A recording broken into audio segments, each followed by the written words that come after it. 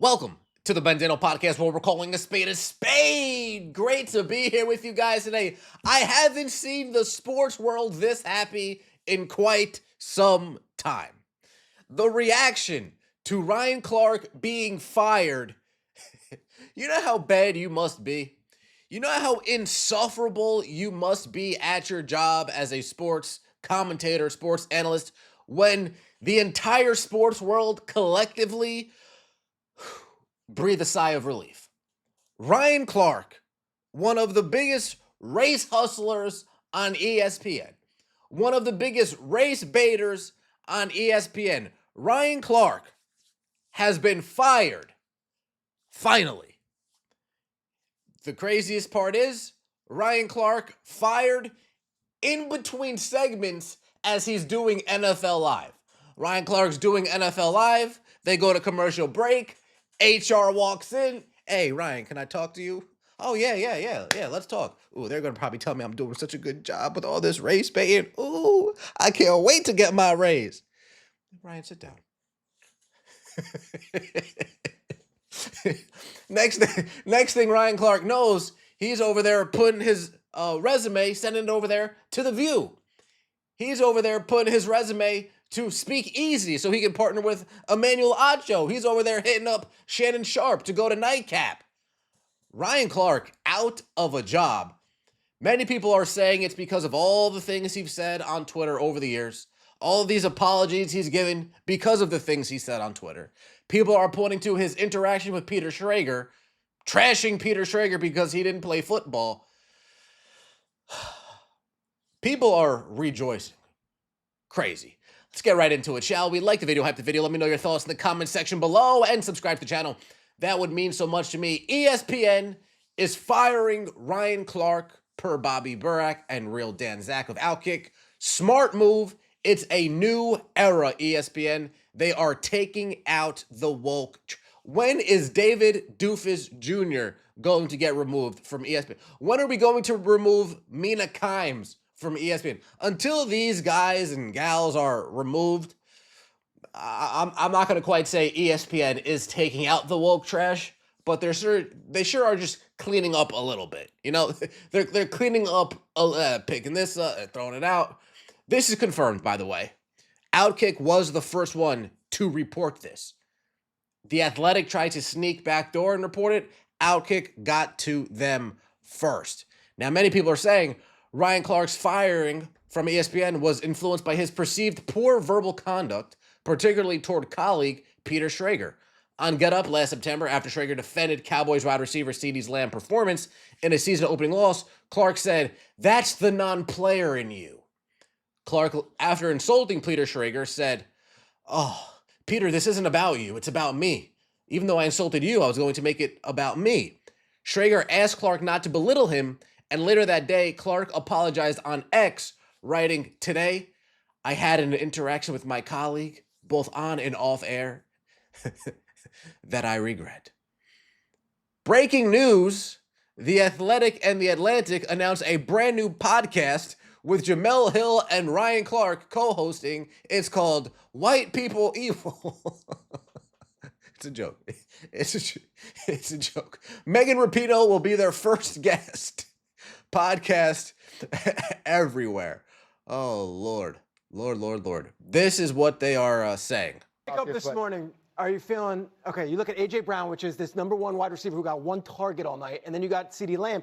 But that's the when was the one target? That's the target. But though. I'm saying when was the one target? I'm saying you could have it both ways. 54 seconds left in the game on 2nd and 11. It was the one target. He runs the out route. You wake up this the morning corners saying got A.J. Brown had a better day than CeeDee Lamb. But you know what you wake up saying though? A.J. Brown's team is 1-0. Of course, right? Like that's what I get it. But the thing is this though, and we shouldn't do this on TV, and so I apologize. We shouldn't do this on TV. I know what I'm about to say is wrong, but I'm going to say it anyway because the ESPN, they don't really reprimand their employees here, especially black employees. They definitely don't get reprimanded. So I feel pretty confident saying this to Peter Schrager without getting any backlash.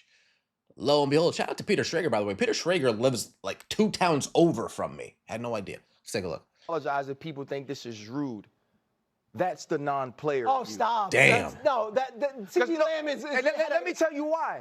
I'm not saying. I'm not looking at fantasy football, Ryan. I'm not. Don't belittle me like that. I could come in and say, as 3X players. Now, you got to give Peter Schrager a lot of credit for this.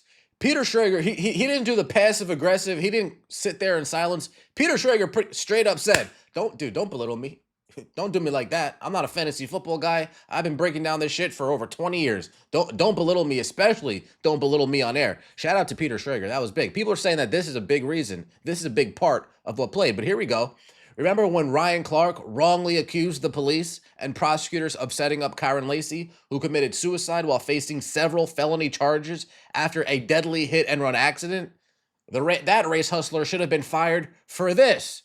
But then Ryan Clark doubles back and puts out an apology on this the next day. Ryan Clark also on his own podcast trashes RG3 for having a white wife. I mean, Ryan Clark. Eventually, you run out of oopsies, right? Even though they weren't oopsies, but eventually you run out of just being able to fuck up, being able to be a piece of shit. Eventually, you run out of that luxury, and he ran out of that luxury. He ran out of that luxury. How's it going, RC? Bro, I'm doing well, man. You know, I got to talk about people. This is Pat McAfee apparently crushing Ryan Clark on the Pat McAfee show.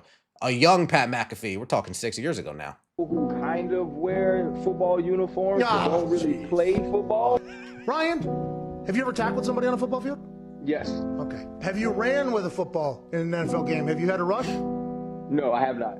Oh. That's weird. Have you thrown a pass in the NFL? I have not. Oh. Have you scored in an NFL game? I actually have not. Oh. There's a lot of things, I think, that make up a football game. You know what I mean? Like tackling, running, passing, kicking, blocking. I've done them all. I've done every single one of them. You've done what? 2 out of the 7 probably. Who's more of a football player, Ryan? Oh. Damn. Pat, hey, back in the day, Pat McAfee, he's a menace now, but back when he was independent, Pat McAfee was a fucking menace.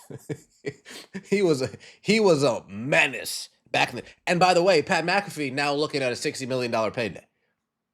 ESPN's using the money that they were wasting on Ryan Clark, turning around and handing it to Pat McAfee. And people, of course, are crying, oh, black people, you need to turn off ESPN. ESPN wants to make money. Ryan Clark doesn't bring in any viewership. Pat McAfee and Stephen A. Smith are the only 2 stars ESPN has at this point. Really, the only 2 stars ESPN has at this point. This is Ryan Clark ripping Charlie Kirk on ESPN, saying people from Louisiana should hate Charlie Kirk and what he stood for, trashes the LSU AD for suggesting that they even put a statue of Charlie Kirk on campus. Now we have Ryan Clark suggesting that Shedeur Sanders' black skin is why his draft stock fell. Meanwhile, Johnny Manziel's draft stock didn't fall at all. Number 1 pick. Baker Mayfield's draft stock didn't fall. You want to know why?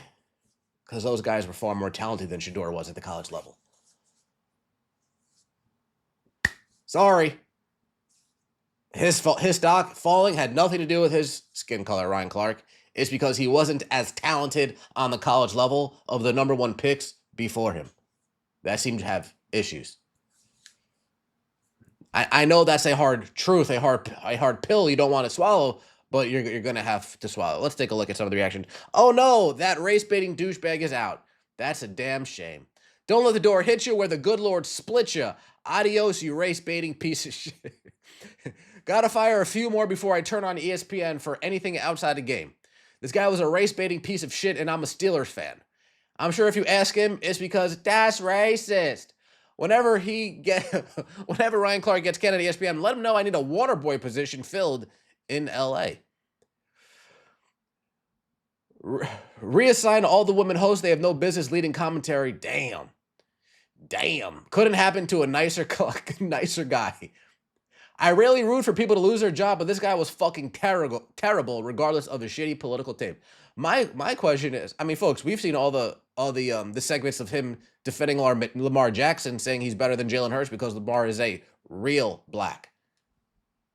I shit you not. he would insinuate that Josh Allen is looked at as a better quarterback than Lamar Jackson in the public space because Josh Allen's a white dude and Lamar's a black dude. I mean, if you sit here and think about it, the amount of times Ryan Clark has said some nonsensical shit. I mean, victim card declined. Wow, who am I kidding? He'll play victim. Yeah, Ryan Clark. I'm sure Ryan Clark's going to find his way on The View, find his way to Acho, do his own, continue to do his own podcast, The Pivot. Ryan Clark's out of here. Let me know your thoughts in the comment section below. Like the video, hype the video, subscribe to the channel. That means so much to me. See you next time, and as always, take it easy.